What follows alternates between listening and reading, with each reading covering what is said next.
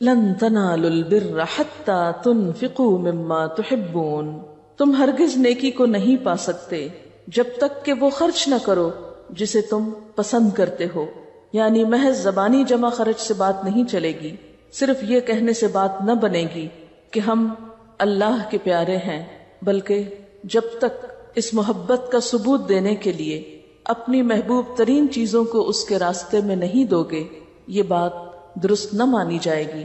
تو یہاں پر حرف نہیں لن استعمال ہوا ہے، جس کا معنی ہے ہرگز نہیں، بالکل نہیں، ہو سکتا ہی نہیں. تنالو، تنالو کا لفظ نون واو لام سے ہے، نول، اس چیز تک پہنچنا یا حاصل کرنا جس کی انسان خواہش رکھتا ہو. نیلا کہتے ہیں مطلوب چیز کو، اور نائلہ پانے والی. اور البر بے رے بر کا معنی ہے خیر کامل، رحمت، رضا الہی، جنت. تو لن تنالوا البر، تم ہرگز نہیں پا سکتے رحمت کو، اللہ کی رضا کو، جنت کو، حتی یہاں تک کہ تنفقو، تم خرچ کرو. انفاق فی سبیل اللہ پر بہت سی آیات گزری ہیں، لیکن یہاں انفاق یعنی اللہ کی راہ میں خرچ کرنے میں ایک نیا رنگ اور ایک نیا پہلو متعارف کرایا جا رہا ہے.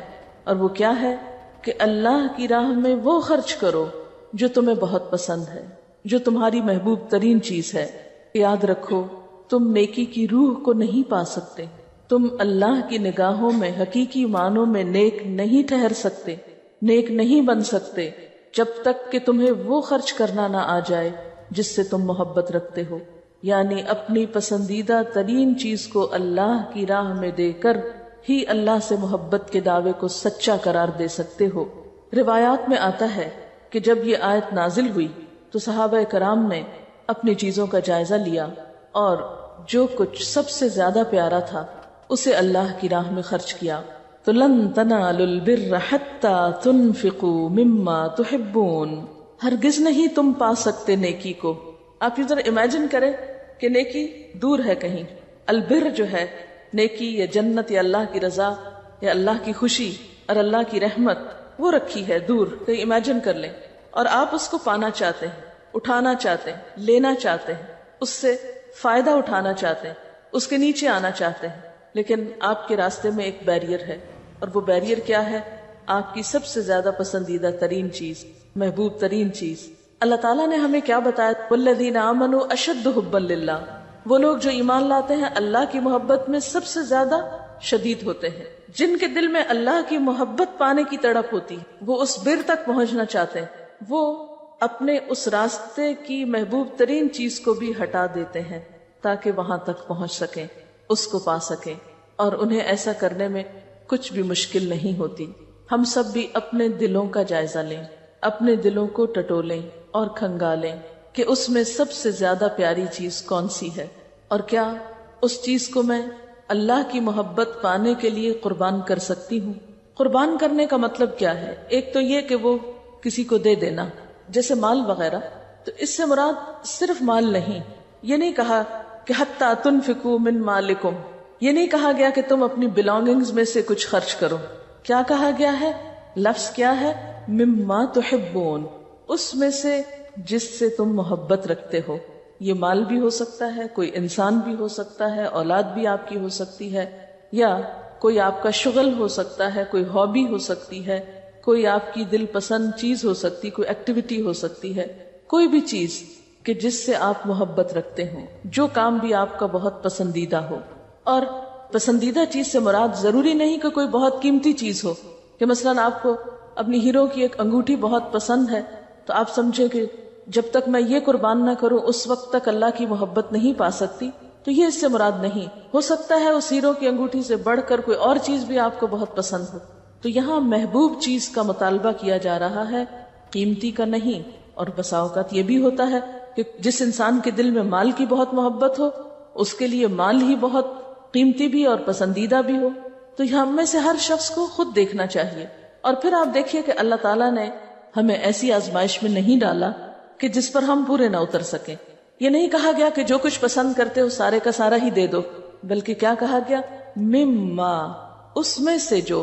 تو من یہاں بعض کے لیے ہے، یعنی اگر سارا نہیں اور بعض حصہ بھی دے دو گے، کچھ حصہ بھی دے دو گے، تو اس سے بھی اصل مقصود پورا ہو جائے گا۔ اب ایک بات یاد رکھیے کہ جب آپ کسی کو بھی اپنی پسندیدہ چیز دیتے ہیں تو دینے کے بعد کیا نہیں کرنا ہوتا؟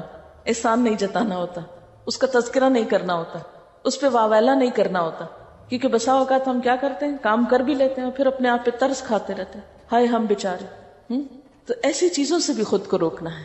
اللہ کی راہ میں کچھ دے کر پھر اسے جتایا نہیں کرتے، پھر اس پر خود کو بہت مظلوم نہیں ثابت کیا کرتے، بلکہ خوشی خوشی دیتے ہیں اور اس بات پر شکر ادا کرتے ہیں کہ اللہ کا شکر ہے جس نے موقع دیا، جس نے توفیق دی۔ یہ بھی تو ہو سکتا تھا کہ ہم اس راہ پہ نہ آتے، ہم اپنا یہ سارا مال، وقت، جوانی، صلاحیتیں، طاقتیں یہ کسی اور راہ میں لگا رہے ہوتے اور اس کا نتیجہ معلوم نہیں دنیا میں بھی نکلتا یا نہیں، اور آخرت میں تو کچھ بھی نہ نکلتا۔ تو اللہ تعالیٰ جب ہمیں نیکی کی توفیق دے، جب ہمیں کچھ خرچ کرنے کی اپنی راہ میں صلاحیت دے، تو اس پر شکر بھی ادا کریں کہ اللہ تیرا شکر ہے تو نے توفیق دی۔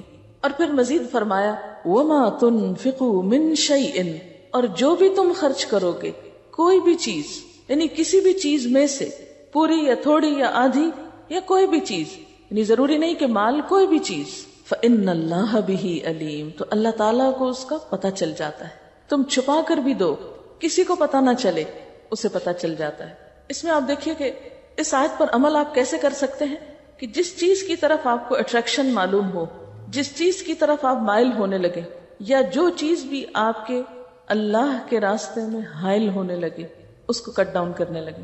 مثلا ایک غذا آپ کو بہت پسند ہو سکتی، آپ کا دل چاہتا ہے کہ آپ ساری خود ہی کھا لیں، فوراً سوچیں یہی میرا امتحان ہے، کسی کے ساتھ ضرور شیئر کرنا ہے، ضرور کسی کو کچھ دینا ہے۔ بسا اوقات کیا ہوتا ہے، جو چیز ہم کو پسند نہیں ہوتی وہ تم کہتے ہیں چلو ہمیں پسند نہیں، کسی اور کے کام آ جائے۔ ٹھیک ہے، وہ بھی ہو سکتا ہے کہ جو آپ استعمال نہیں کر رہے، زائد ضرورت ہے، قل العفو، دے دیجئے دوسرے کو، لیکن جو پسند آئے اسے چھپا کر نہ کھائیں، بچا کر نہ کھائیں کہ کسی اور کو نہ پتا چلے۔ اب یہ آپ کا اور اللہ کا معاملہ نا، کسی کو کیا پتا آپ کیا کھا رہے ہیں، کیا چھپا رہے ہیں، کسی کو کیا نہیں دے رہے، ہے نا؟ یہ تو آپ کا اور اللہ کا معاملہ، وہ دیکھ رہے۔ فَإِنَّ اللَّهَ بِهِ عَلِيمٌ، اس کو پتا چل جاتا ہے کہاں ڈنڈی مار رہے، کہاں کس چیز کی حرص۔ اور یہ بات اس لیے کہی گئی نا کہ ہم مسلمانوں کو اللہ کی ذات سے بڑھ کر کوئی چیز پیاری نہ رہے، کیونکہ ہمیں اللہ تک پہنچنا ہے نا، اور یہ ساری چیزیں رکاوٹ ہے راستے کی، جب تک یہ ہٹا نہیں پائیں گے وہاں نہیں پہنچ سکیں گے۔ لن تنالوا البر، منزل تک نہیں پہنچ سکتے، اس کو نہیں پا سکتے۔ اپنی انا قربان کرنا، اپنی غلطی کو مان لینا، عاجزی اختیار کرنا، شوق اور محبت کے ساتھ نیکی کرنا، پسندیدہ چیز دینا، یہی وہ اسپرٹ آف اسلام ہے، یہی روح ہے اسلام کی، یہی دنیا میں انسان کو حقیقی مسلمان بنانے میں مددگار طرز عمل ہے کہ مومن کا دل بخل سے، حرص سے، حسد سے، بغض سے، نفرتوں سے پاک ہو جائے۔ کیونکہ جب دنیا کی محبت دل میں آتی ہے نا تو انسانوں کی نفرت آنے لگتی، سارے جھگڑے فساد ہی اس پر۔ جب آپ اپنی پسندیدہ چیز دے دیں گے تو جھگڑا ہی ختم ہو جائے گا۔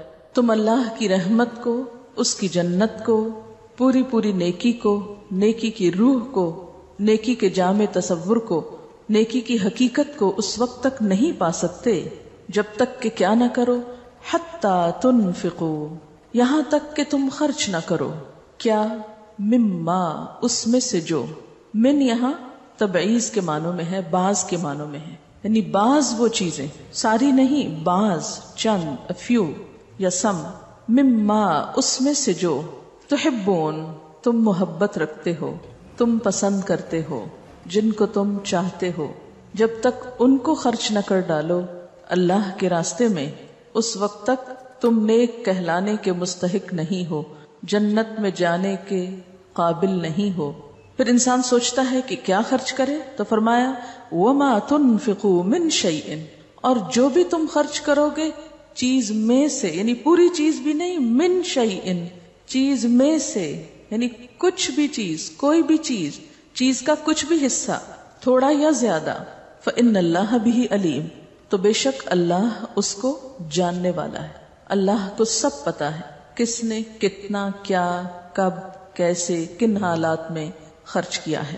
اس بات کی فکر نہ کرو کہ تمہارے دینے کی کسی کو خبر نہیں ہوئی یا کسی نے اس پہ تمہاری تعریف نہیں کی، نہیں، جس کے نام پر تم دے رہے ہو اس کو پتا چل چکا ہے۔ سب سے پہلی بات تو یہاں پر ہم کو یہ سمجھنی ہے کہ خرچ کرنے سے مراد کیا ہے۔ اور کیا اس سے مراد صرف مال ہے یا کچھ اور خرچ کرنا بھی؟ جب تک کہ تم خرچ نہ کرو. تنفقو کا لفظ روٹ کیا ہے اس کا؟ نون فے قاف، نفق. نفق کس کو کہتے ہیں؟ ٹنل کو، سرنگ کو. ایک طرف سے ایک چیز جاتی اور دوسری طرف سے نکل جاتی. اگرچہ اس کا معنی مال خرچ کرنا ہی ہوتا ہے، لیکن کوئی بھی چیز اللہ کے راستے میں دینا وہ انفاق کہلاتا ہے. جو بھی چیز آپ پوزیس کرتے ہو. اب آپ دیکھیے کہ کیا کچھ آپ پوزیس کرتے ہیں یا جن چیزوں سے آپ محبت رکھتے ہیں، جن کو اپنا کہتے ہیں، جن کو اپنا سمجھتے ہیں، کیا کچھ بتائیے؟ مال، اولاد اور وقت، کوئی بھی ہنر، سکلز، وہ چیزیں جن سے ہم محبت رکھتے ہیں. یعنی اس کا ٹاپک یہ ہوگا وہ چیزیں جن سے ہم محبت رکھتے ہیں. سب سے پہلے تو جان. سب چیزوں سے بڑھ کر تو انسان کو اپنی جان پیاری ہوتی ہے نا. پھر جان میں انکلوڈڈ ہے کیا؟ انسان کی ذاتی جتنی بھی صلاحیتیں ہیں وہ سب ٹائٹل اس کا ہو جائے گا. مثلا انسان کو اللہ نے اگر عقل دیا ہے، شعور دیا ہے، احساس دیا ہے، جوانی، پھر اسی میں نیند بھی آ جاتی ہے، اسی میں اور دلچسپیاں، شوق، وہ سب کچھ جو آپ کی جان سے متعلق ہے، یعنی جس میں آپ کی جان انوالو ہے یا جو آپ کے جسم اور جان سے ریلیٹڈ ہیں. ٹھیک ہے نا. جان کے بعد اولاد، پھر مال. مال میں کیا کچھ شامل ہوتا ہے؟ انسان کے پاس مال کی کتنی قسمیں؟ مثلا مال مویشی، جانور وغیرہ جو ہوتے ہیں، جیسے گھوڑے، غلام، زمینیں، جائیدادیں، کاروبار، دکانیں، یہ قسمیں ہیں نا اس کی. کیونکہ خالی مال ہم بولتے ہیں تو کوئی سمجھ نہیں آتی کہ کیا مراد ہے. بس مال مال ہے. اٹس ناٹ اونلی منی، وہ سب کچھ جو مال سے خریدا جاتا ہے. ٹھیک ہے.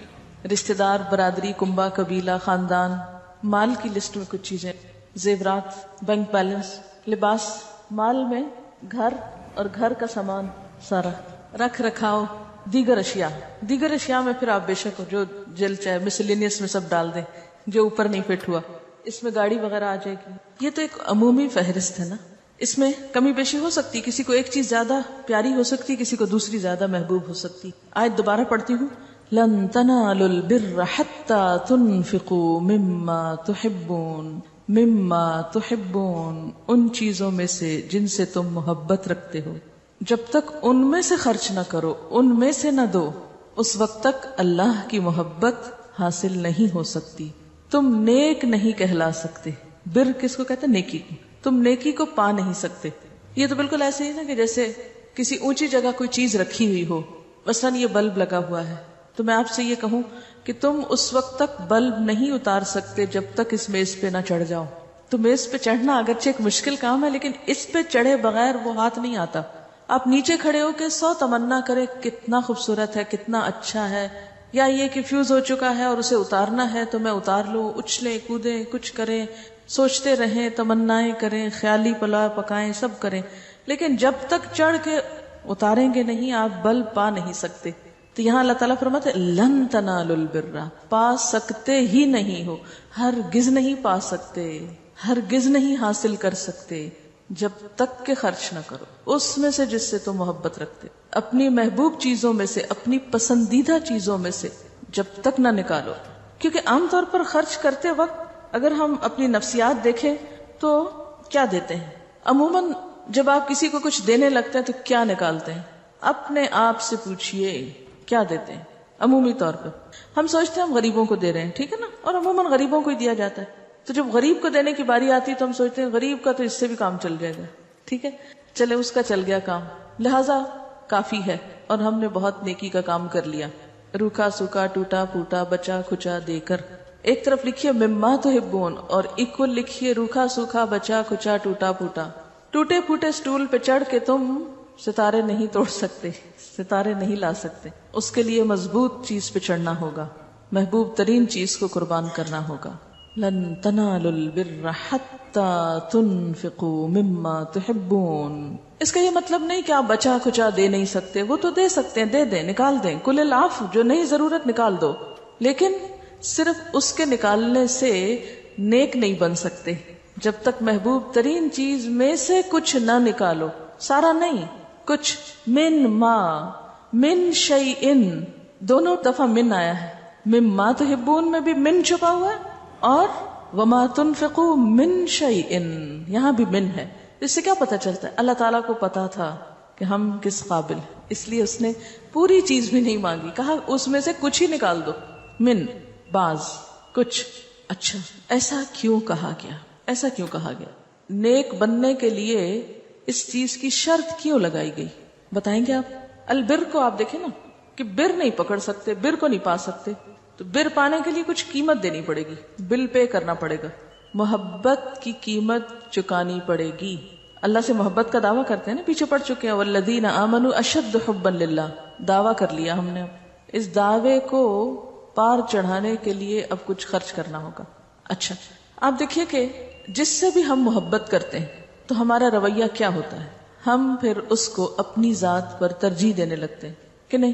مثلا ماں اپنے بچے سے محبت کرتی تو پھر کیا کرتی ہے، اپنی ذات پر اس کو ترجیح دیتی ہے، یعنی خود سیکریفائس کر کے اسے کیا کرتی ہے، پریفرنس دیتی. خود نہیں سوتی اس کو سلاتی رہتی ہے، جب تک وہ نہ سوئے خود نہیں سوتی ہے نا.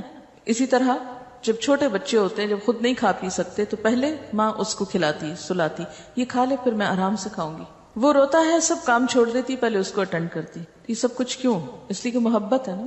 ہم نے بھی اللہ سے محبت کا دعویٰ کیا، اب اللہ تعالیٰ ہمارا دل دیکھ رہے ہیں، ہمیں جانچ رہے ہیں، پرکھ رہے ہیں. کون؟ میرے نام پہ، میری خاطر، میری خوشی کے لیے ان چیزوں کو اپنے سے جدا کر سکتا ہے جو اس کو بہت پسند ہے، میری خاطر. کیونکہ ہر وہ چیز جس سے ہم محبت رکھتے ہیں نا، وہ ایک طرح سے اللہ کے مقابل آ جاتی ہے، پتہ ہے آپ کو. پھر اللہ تعالیٰ اس کو چھڑا کے دیکھتے ہیں کہ میری خاطر اس کو چھوڑ سکتا ہے کہ نہیں چھوڑ سکتا. آپ دیکھیں کہ نبی صلی اللہ علیہ وسلم اور صحابہ کرام سے کیا کچھ نہیں لیا گیا اس دعوے کو سچا بتانے کے لیے. کیا کچھ چھوڑا تھا انہوں نے، کیا کچھ چھوڑا تھا؟ خاندان چھوڑا تھا نا. کتنے ہی لوگ جب مسلمان ہوئے تھے تو انہیں خاندان چھوڑنا پڑا تھا یا خاندان والوں نے ان کو چھوڑ دیا تھا. گھر وطن جب ہجرت کی تھی، حضرت ام سلمہ کیا چھوڑا تھا انہوں نے؟ شوہر، بچہ. کیوں جا رہی تھی ہجرت کر کے؟ اتنی ظالم ماں، ایسا بھی کیا اسلام ہے؟ حضرت آسیہ، حضرت ہاجرہ. اچھا ہم دیکھتے ہیں کہ اکثر لوگ حضرت عائشہ کو، حضرت خدیجہ کو، حضرت فاطمہ کو بہت آئیڈیلائز کرتے ہیں. میں حضرت ہاجرہ کو آئیڈیلائز کرتی، مجھے ان کی قربانی بہت بڑی لگتی. کس طرح ان کے شوہر نے کہا بچے کو لے کے اس صحرا میں ہم نے چونکہ یہاں ایک اللہ کا گھر بنانا ہے اور یہاں حج کی جگہ بنے گی اور بس تم رہو دونوں اور اس کو آباد کرو، بس دونوں رہو. کتنی بوریاں گندم چھوڑ کے آئے تھے، کیا کھانے کو چھوڑ کے آئے تھے، کیا چیزیں رکھ کے آئے تھے ان کے لیے. اگر وہ عورت قربانی نہیں کرتی، وہ کہتی نہیں میں نہیں رہ سکتی، جس کو مرضی رکھے میں نہیں رہوں گی. وہ جگہ کس نے آباد کی؟ ایک عورت نے آباد کی. مکہ ایک عورت نے آباد کیا ہے، حضرت ہاجرہ نے، ایک چھوٹے سے بچے کے ساتھ. حضرت ابراہیم علیہ السلام کی شخصیت تو ایسی ہے کہ کہیں فلسطین میں ہے، کہیں مصر میں ہے، کہیں مکہ میں ہے، وہ تو گھوم پھر رہے ہیں. ایک عورت نے اس شہر میں بچے کو پالا، اسے بڑا کیا، وہاں اور قبیلے آ کے آباد ہوئے. تو اصل نیکی تو ان لوگوں کے حصے میں آئی نا، اللہ کی رحمتوں کے مستحق تو وہ اسی لیے تو پھر آتا ہے وَعَلَىٰ آلِ ابراہیم. یہ کس کے اوپر درود جاتا ہے پتہ ہے آپ کو؟ کبھی سوچا؟ کبھی نہیں سوچا، سوال ہی پیدا نہیں ہوتا. سوچا اللہم صلی علی محمد وعلی آل محمد کما صلیت علی ابراہیم وعلی آل ابراہیم. آل کون ہے؟ یہ وہی تو ہے، یہی لوگ تو ہیں گھر والے. آل گھر والوں کو کہتے ہیں نا. کبھی درود بھیجتے ہوئے خیال بھی آیا کہ ان کی آل کا بھی ذکر ہو رہا ہے. ایسے ہی نیکی اور رحمتیں ملتی ہیں. البر، نیکی، رحمت، یہ رحمت کی دعائیں قربانیوں کی وجہ سے ملتی ہیں. لن تنالوا البر حتى تنفقوا مما تحبون. تو آپ خود اپنا انالیسس کر سکتے ہیں کہ پارشلی یا فلی یا فار سم ٹائم یا فار ایور، کتنے عرصے کے لیے کتنا قربان کر سکتا ہوں. یہ نہیں کہا کہ یہ آپ دیکھیے پھر دہرا رہی ہوں کہ یہ نہیں کہا سب کچھ دے دو، یہ نہیں کہا. اللہ تعالیٰ کو پتا تو ہم کر ہی نہیں سکتے، دے ہی نہیں سکتے، مر جائیں گے ہم تو خود بھی. کیونکہ احترت الانفس الشح، دلوں میں شح، بخل تو بھرا ہوا ہے نا، ہرس تو بھری ہوئی ہے. کیسے کر سکتے؟ کر ہی نہیں سکتے. ہم تو جس چیز کو پوزیس کرتے ہیں اون کرتے ہیں، پھر کہتے ہیں خبردار جو کہ ہاتھ بھی لگائے اس کو. کچھ تو دے دو اس کی محبت کے لیے، کچھ تو قربان کرو اگر بڑے درجے چاہتے ہو. اس سے مراد یہ بھی نہیں کہ بہت بڑی اماؤنٹ ہو، بہت بڑی چیز ہو، بہت ہیوج ہو کچھ تو ہم کہ یہ دیا تو اب ہم نے کچھ کیا. یہ نہیں مراد. چاہے چھوٹی سی چیز ہو، چھوٹی سی، اور بڑی نصیب ہو تو بڑی. مثلا انصار میں حضرت ابو طلحہ رضی اللہ تعالیٰ عنہ کے سب سے زیادہ باغ تھے، زمیندار تھے. یعنی ان میں سے بیرحا کا باغ آپ کو سب سے زیادہ محبوب تھا. یہ مسجد نبوی صلی اللہ علیہ وسلم کے سامنے تھا. اب بھی کبھی آپ جائیں تو آپ دیکھیں سڑک پار کر کے سامنے والی سائڈ پہ جو جگہ ہے وہاں پر تھا.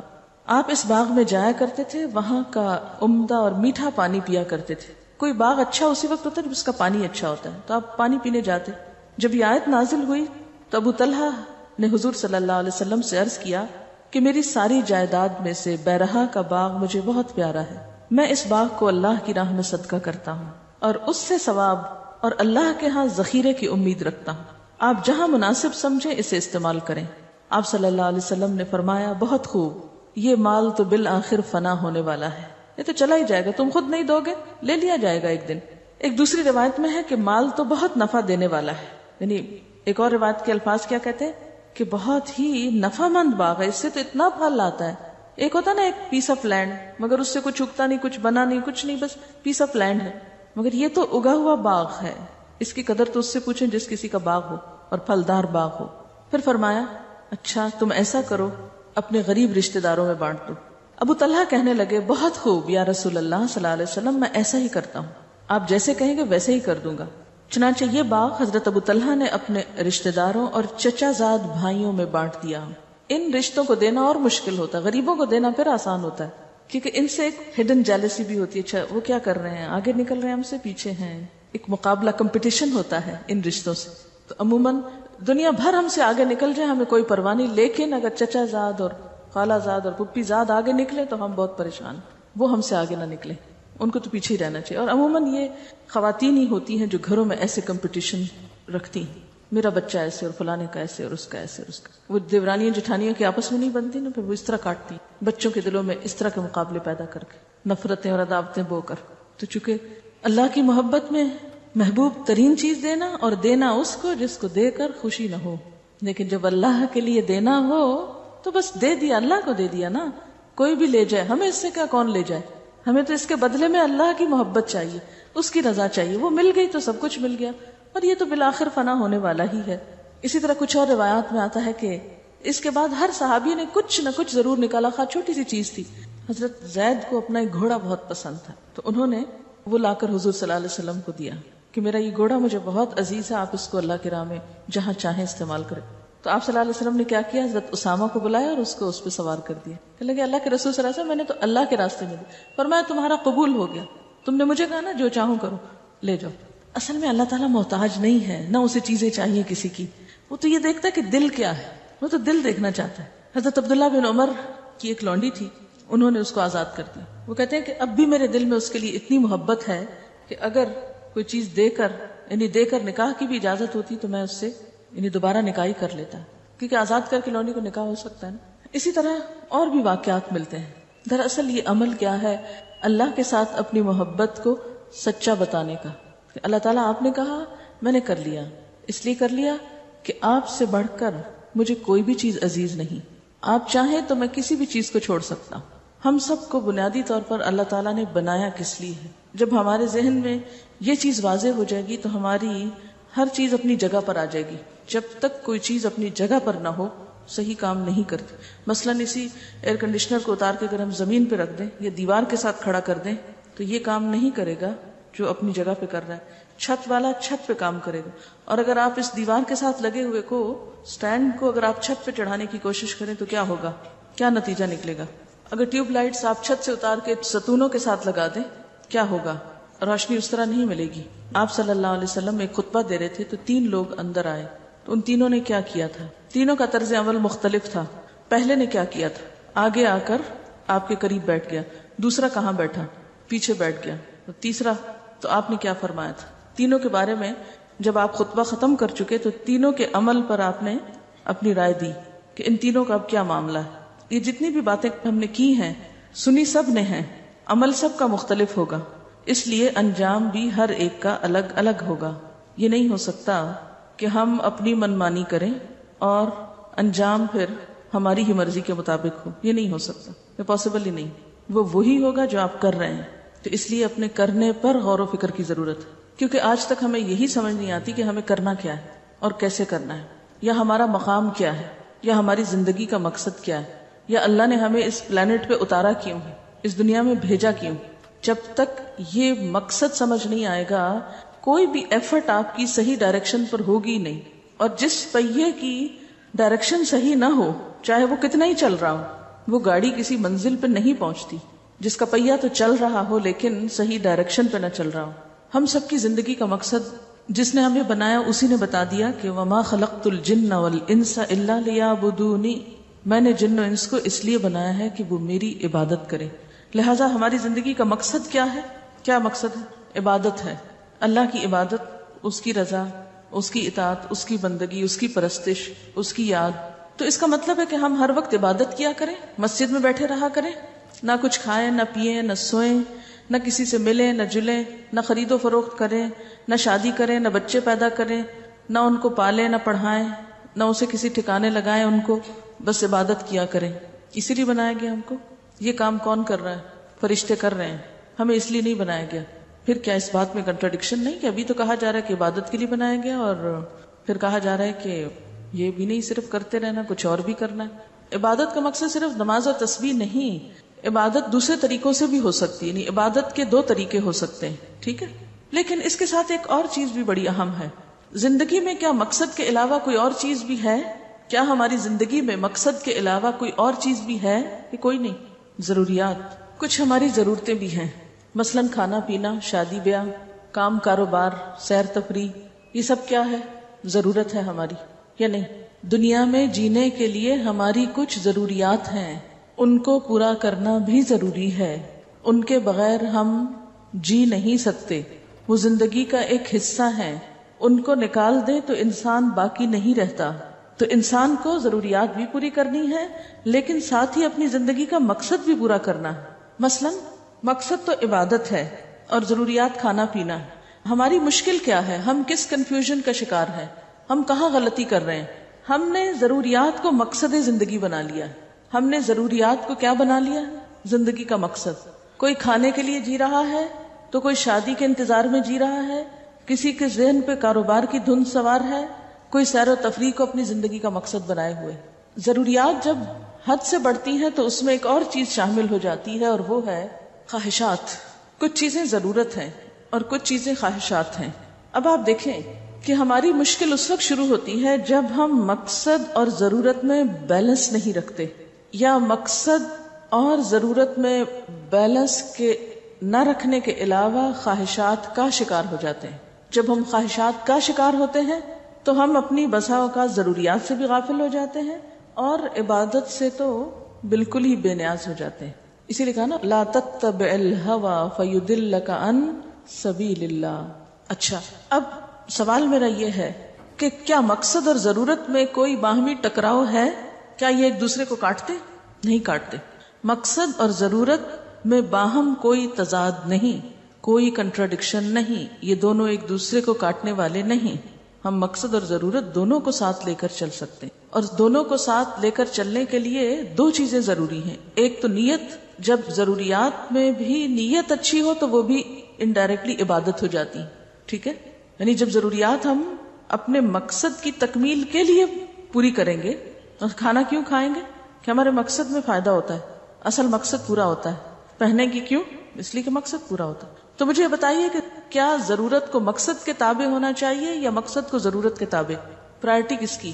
ضرورت کو مقصد کے تابع ہونا چاہیے. ہمارا جو مقصد ہے زندگی کا اس کو ضرورتوں کے تابع نہیں ہونا چاہیے کہ ضرورت پوری ہوگی تو مقصد بھی پورا کر لیں گے، نہیں تو بھول جائیں گے اس کو. ان دونوں میں کوئی تضاد نہیں، دونوں ساتھ ساتھ ہیں. بلکہ ضروریات کو اچھی طریقے، اچھی نیت سے پورا کیا جائے تو وہ بھی عبادت ہے. یعنی عبادت کے دو معنی آپ کر سکتے ہیں. ایک تو اس کا اصطلاحی معنی جس کو کہا ہی عبادت گیا ہے، ٹھیک ہے، جس کا نام ہی عبادت ہے، مثلا نماز، روزہ وغیرہ، وہ تو ڈائریکٹ عبادت ہے. اور دوسرے کیا ہیں؟ انڈائریکٹ عبادات جو ضروریات کی تکمیل سے ہوتی. ہاں، ضروریات کی تکمیل کے بعد جب ہم کثرت خواہشات کا شکار ہوتے ہیں تو وہ ہمیں مقصد سے دور لے جاتی. یعنی خواہشات کی تکمیل انسان کو مقصد سے دور لے جانے لگتی. اس لیے خواہشات کی تکمیل میں بہت محتاط ہونے کی ضرورت ہے.